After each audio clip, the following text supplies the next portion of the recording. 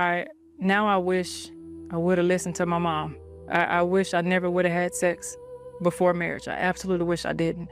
Because what I started to see is that what was happening in my marriage was now there was a lot, whatever I had attached to each person that I slept with, there was something that I attached to each person. If they slept with multiple people, you'll be attached to that. For instance, the guy that I was telling you about who was cheating a lot, when I was in a relationship with that person, I was depressed and sad, and there were some times where I felt suicidal, and I never felt that before. But then I realized, and I learned later, he was having sex with people who were going through depression and suicide and stuff and all of that.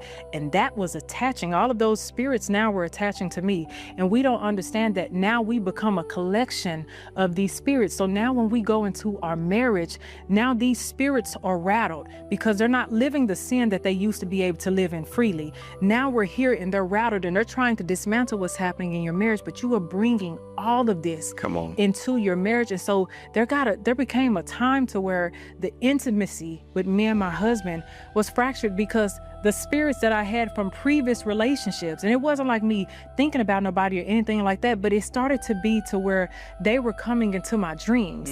That person was coming into my dreams, bad memories of that person or what I dealt with, and it was all entering my dreams, and it was like, it just made me become shelled. Wow. I was very shelled in the intimacy of my marriage because of that. That should be reserved for your marriage because you don't know what you are taking into your marriage. And now all of these identities that have a piece of you or where you have merged in, all of that has to be dismantled in your marriage.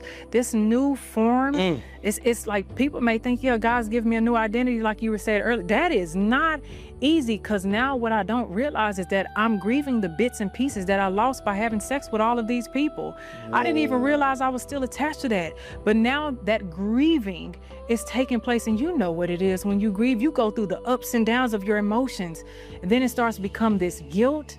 Then it starts to become this shame. I dealt with shame really bad, and it was in my marriage and I didn't know why. And then it hit me when I was really studying the word of God. And I believe I was in I was in Exodus at the time because I was reading about Moses and teaching on Moses and how Moses dealt with shame as well. And so I realized that I was dealing with shame. And so a lot of times I didn't show up in my marriage because I was really ashamed of what I did prior to my husband. All of this stuff goes in, and this is why we have to be very mindful of stewardship in our life, of how we steward our bodies, of how we steward our relationships. We have to be mindful of how we